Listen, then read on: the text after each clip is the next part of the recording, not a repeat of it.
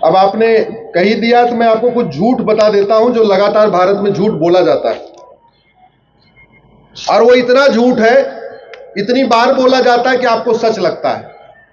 जैसे झूठ नंबर 1, सर्वधर्म समभाव।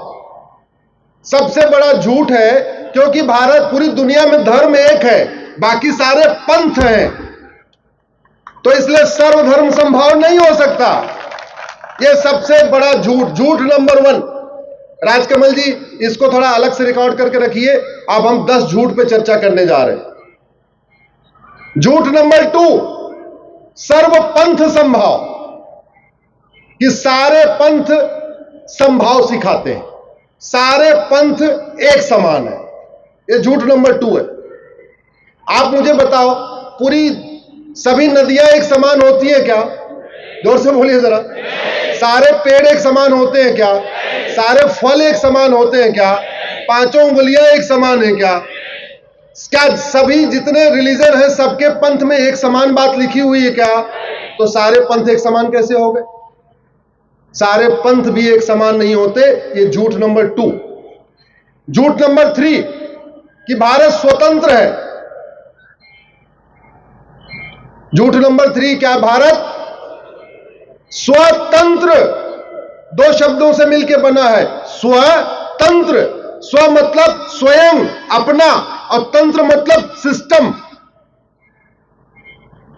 जो स्वतंत्रता संग्राम हुआ था, जो वीर सावरकर जी ने लड़ाई लड़ी, जो हमारे लाल बाल पाल ने इतना बड़ा अपना बलिदान किया, जो तिलक जी ने इतना बड़ा बलिदान किया, वो किसके लिए किया? स्वतंत्र भारत, स्वयं के तंत्र वाला भारत। स्वयं मतलब सेल्फ, तंत्र मतलब सिस्टम। कौन सा सिस्टम हमारा है? एजुकेशन सिस्टम हमारा है क्या? जोर से बोलिए जरा। पुलिस सिस्टम हमारा है क्या? जुडिशियल सिस्टम हमारा है क्या? इलेक्शन सिस्टम हमारा है क्या? टैक्स सिस्टम हमारा है क्या? एडमिनिस्ट्रेटिव सिस्टम हमारा है क्या? नहीं। तो झूठ नंबर 3 क्या है? भारत स्वतंत्र है। झूठ नंबर 4, भारत संप्रभु है। संप्रभु का मतलब सोरिन है। संविधान के प्रियम्बल का जो पहला शब्द है सोरिन है। We the people of India have decided to establish a sovereign Bharat, यह शब्द लिखा हुआ। संप्रभु का मतलब समझते हैं, ना गुलामी का नाम हो, ना गुलामी का निशान हो, ना गुलामी की कुरीतियां हो, ना गुलामी की कुप्रथाएं हो, ना गुलामी की पुलिस व्यवस्था हो, ना गुलामी की न्यायिक व्यवस्था हो। कुछ भी गुलामी का नहीं होना चाहिए, सब कुछ हमारा होना चाहिए। तो स्वतंत्र से भी ऊपर जो दूसरा शब्द होता है संप्रभु। और आपको बताऊं कितने संप्रभु हैं। कभी एयरपोर्ट पे जाना तो जहाज में बैठने से पहले एक बार देखना जहाज पे लिखा क्या रहता है। जहाज पे लिखा रहता है वीटी, और वीटी का मतलब होता है विक्टोरिया टेरिटरी। ज्यादा इसके बारे में जानकारी करना तो वीटी अश्विनी उपाध्याय गूगल करना, मेरी पीआईएल चल रही है। मैंने कहा ये वीटी तो हटाओ जहाज के ऊपर से विक्टोरिया टेरिटरी लिखा हुआ है। 5वां झूठ, भारत संविधान से चलता है। यह 5वां झूठ।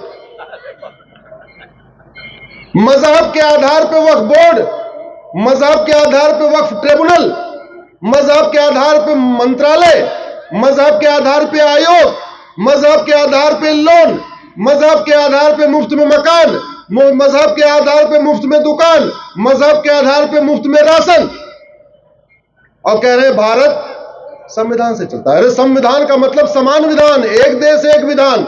जोर से बोलिए, एक देश एक विधान मांग रहा है हिंदुस्तान।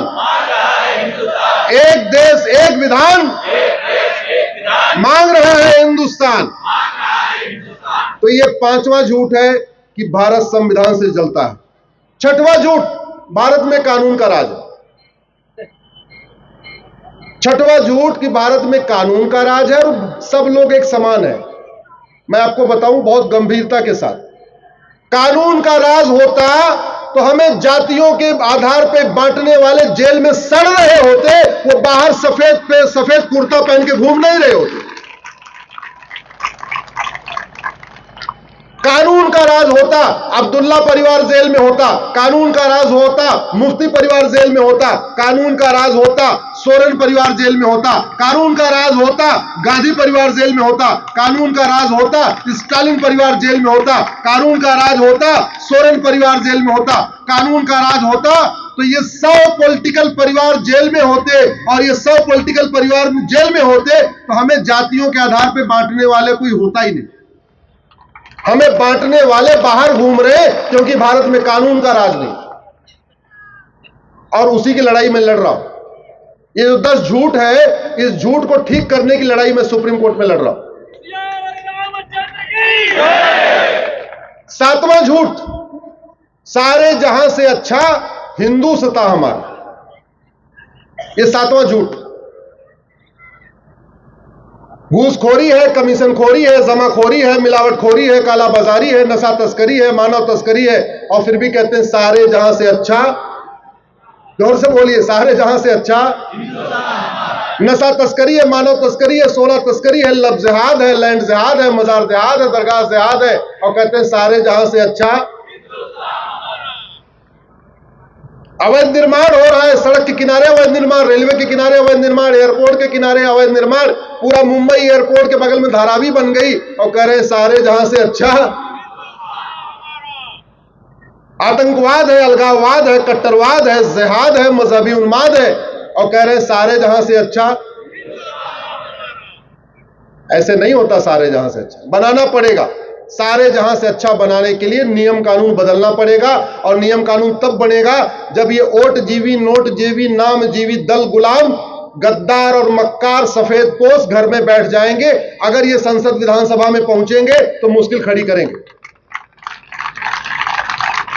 8वां झूठ, कुछ बात है कि हस्ती मिटती नहीं हमारी। ये झूठ बोलते नहीं बोलते? कभी कविता पाठ करवाएंगे तो कभी आएंगे 50,000 रुपए लेंगे, ये वाला झूठ जरूर बोल के जाएंगे। कभी देख लीजिएगा, जितना ज्यादा उनको फीस देंगे उतनी बार इस झूठ को रिपीट भी करेंगे।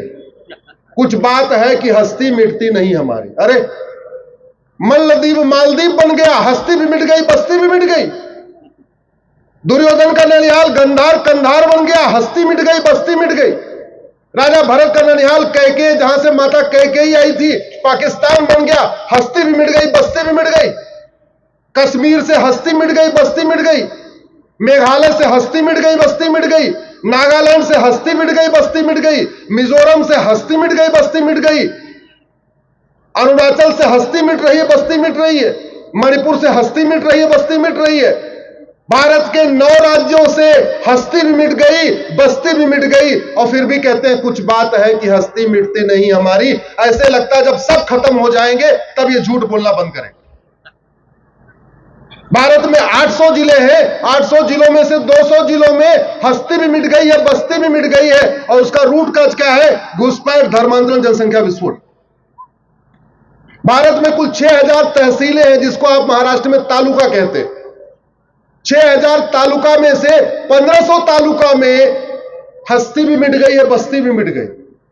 भारत के बॉर्डर पे कुल 300 तहसील है, 300 तालुका है। उन 300 की 300 तालुकाओं से हस्ती भी मिट गई है, बस्ती भी मिट गई।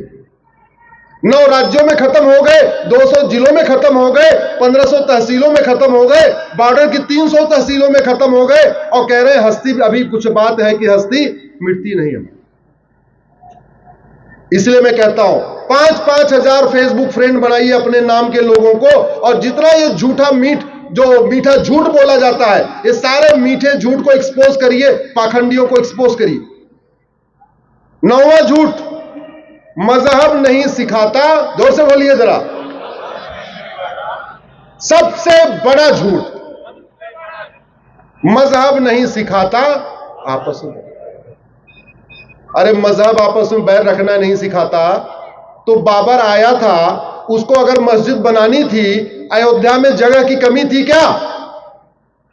उसने जन्मभूमि को तोड़ के ही मस्जिद क्यों बनाया? औरंगजेब को अगर नमाज पढ़ने के लिए मस्जिद बनानी थी तो बनारस में और कोई जगह नहीं थी क्या? खाली खेत तो खूब पड़े हुए थे, आज भी खाली खेत पड़े हुए। काशी विश्वनाथ मंदिर को तोड़ के ही उसने वहां पे मस्जिद क्यों बनाई? अगर मजहब आपस में बैर रखना नहीं सिखाता तो मथुरा में क्या जगह की कमी थी क्या? जाके बना लेता एक मस्जिद। उसने भगवान कृष्ण की जन्मभूमि को तोड़ के मस्जिद क्यों बनाई? अगर मजहब बैर रखना नहीं सिखाता तो भोजशाला में जगह की कमी थी क्या? उसने सरस्वती शिशु मंदिर के ऊपर ही क्यों बनाया?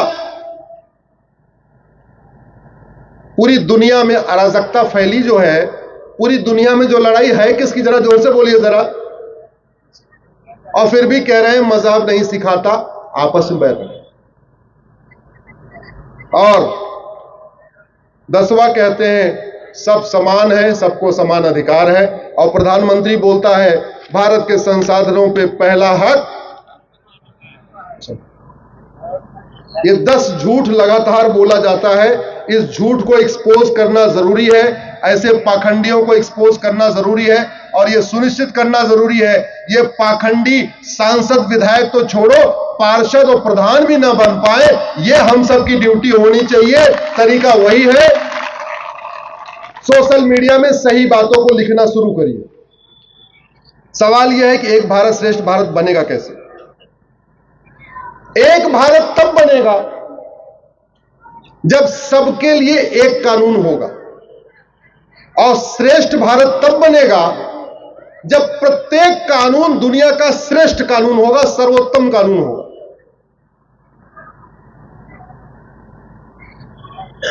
मैंने एक पीआईएल फाइल किया, अभी सुप्रीम कोर्ट में मैटर कोर्ट में चल रहा है। मैंने कहा मुगल आए, मदरसा शुरू किए, लेकिन अब तो मुगल नहीं है ना, तो फिर मदरसा क्यों चल रहा है? अंग्रेज आए, मिशनरी स्कूल शुरू किए, लेकिन अब तो अंग्रेज नहीं है, तो फिर मिशनरी स्कूल क्यों चल रहे? ये 65 एजुकेशन बोर्ड किस लिए बना रखा है? सबको मर्ज करके one nation one education board क्यों नहीं बना देते? अगर एक रेलवे बोर्ड से पूरे भारत की रेलवे चल सकती है तो एक एजुकेशन बोर्ड से पूरे देश के स्कूल नहीं चल सकते क्या? जोर से बोलिए जरा। और भारत में आदिकाल से यूनिफॉर्म एजुकेशन सिस्टम था। भगवान श्री राम के दादाजी राजा रघु ने, जिनके नाम पे एक चौपाई है, रघुकुल रीति सदा चली आई, प्राण जाई पर वचन न जाई, वो महाराज रघु ने उस समय उस भारत में जो पूरी दुनिया में भारत था, उस भारत में यूनिफॉर्म एजुकेशन सिस्टम लागू किया था। उस समय भेदभाव नहीं था, इसीलिए सामाजिक समरसता थी। उनके एजुकेशन सिस्टम का परिणाम यह था कि राजा दशरथ जो युवराज थे, राजकुमार थे, क्षत्रिय थे, राज परिवार के थे, वहीं दूसरी तरफ सुमंत जो केवट के लड़के थे, गरीब परिवार थे, लेकिन दोनों एक ही स्कूल में पढ़ते थे। बाद में दोस्ती हो गई तो दशरथ जी ने सुमंत को अपना मंत्री बना लिया। उस यूनिफॉर्म एजुकेशन सिस्टम का यह परिणाम था कि कृष्ण भगवान जो राज परिवार के थे, अमीर थे, और वहीं सुदामा जो गरीब थे, दोनों एक ही स्कूल में पढ़ते थे। उस यूनिफॉर्म एजुकेशन सिस्टम का यह परिणाम था भगवान श्री राम जो राजकुमार थे, क्षत्रिय थे, निषाद राज, गरीब थे, निषाद थे, दोनों मिलके एक ही स्कूल में पढ़ते थे। यह व्यवस्था हमारे यहां थी। आज की डेट में 65 एजुकेशन बोर्ड चल रहे हैं और भारत का संविधान कहता है सबको इक्वल अपॉर्चुनिटी मिलनी चाहिए। एग्जाम सबका एक है, इंजीनियरिंग का एग्जाम एक, जेई मेडिकल का एग्जाम एक, नीट एनडीए का एग्जाम सबके लिए एक, बैंक का एग्जाम सबके लिए एक, आईएएस का एग्जाम सबके लिए एक, रेलवे का एग्जाम सबके लिए एक, और सिलेबस 65 सिलेबस चल रहा है। महाराष्ट्र बोर्ड अलग पढ़ाता है, यूपी बोर्ड अलग, बिहार बोर्ड अलग, बंगाल बोर्ड अलग, सीबीएसई बोर्ड अलग, आईसीएसई बोर्ड अलग। तो सबको समान अवसर कैसे मिलेगा? समान अवसर तब मिलेगा जब one nation one education board होगा, वन नेशन वन सिलेबस होगा, वन नेशन वन करिकुलम होगा। बस केवल इतना करना है, महाराष्ट्र वाला मराठी में पढ़ेगा, गुजरात वाला गुजराती में पढ़ेगा, बंगाल वाला बंगाली में पढ़ेगा, तमिलनाडु वाला तमिल में पढ़ेगा, अपनी अपनी मातृभाषा में पढ़ेंगे। सिलेबस और करिकुलम अलग अलग क्यों होना चाहिए? कभी इस पर चर्चा होती है क्या? ये सुबह से शाम तक जो हमें जातिगत जनगणना कराते रहते हैं, जातियों के आधार पर तोड़ते रहते हैं, वो यूनिफॉर्म एजुकेशन की बात करते हैं कि नहीं? कहते हैं हम गरीबों के साथ खड़े हैं, गरीबों को हम आगे बढ़ाएंगे। अरे गरीबों को आगे बढ़ाने का सबसे बढ़िया तरीका यूनिफॉर्म एजुकेशन सिस्टम। सबसे बढ़िया तरीका है कि जो फैक्ट्री मालिक का बच्चा जो किताब पढ़े, मजदूर का बच्चा वही किताब पढ़े। जो शिक्षक का बच्चा जो किताब पढ़े, शिक्षा मंत्री के बच्चे की वही किताब। जो कांस्टेबल का बच्चा जो किताब पढ़े, कलेक्टर का बच्चा वही किताब पढ़े। मर्सिडीज से चलने वाले बच्चे की किताब और ऑटो रिक्शा से चलने वाले बच्चे की किताब एक हो सकती है कि नहीं? भाई फिजिक्स का सिलेबस पूरे देश का कॉमन हो सकता है कि नहीं? जोर से बोलिए जरा। केमिस्ट्री का हो सकता है कि नहीं? जूलॉजी हो सकता है कि नहीं? बॉटनी हो सकता है कि नहीं? इंग्लिश हो सकता है कि नहीं? ठीक है, 7 किताब कॉमन कर दो, 3 किताब राज्यों पे छोड़ दो। अपना अपनी लोकल हिस्ट्री पढ़ा लें, अपना लोकल कल्चर पढ़ा लें, अपने महापुरुषों को पढ़ा लें, अपने लोकल मौसम के बारे में पढ़ा लें, तो 7 किताब कॉमन हो सकती है, 3 किताब राज्यों पे छोड़ सकते हैं। मेरी पीआईएल चल रही है, नेता इस पे कुछ काम करें चाहे न करें, मैं अपनी तरफ से प्रयास कर रहा हूं। सरकार को नोटिस भी हो गया है, कब तक चलेगा? लेकिन जानते हैं इस हमारी पीआईएल का विरोध कौन कर रहे हैं?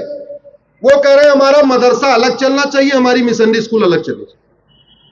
क्या ये मदरसा और मिशनरी स्कूल के समर्थकों को लोकसभा और विधानसभा में पहुंचने देना चाहिए क्या? आप चाहते हैं अगर भारत में समान शिक्षा लागू हो तो ये मुगलों और मैकाले के वंशजों को, जिनका डीएनए औरंगजेब और मैकाले से मिलता है, इनको आपको बाहर बैठाना पड़ेगा। यही तरीका है।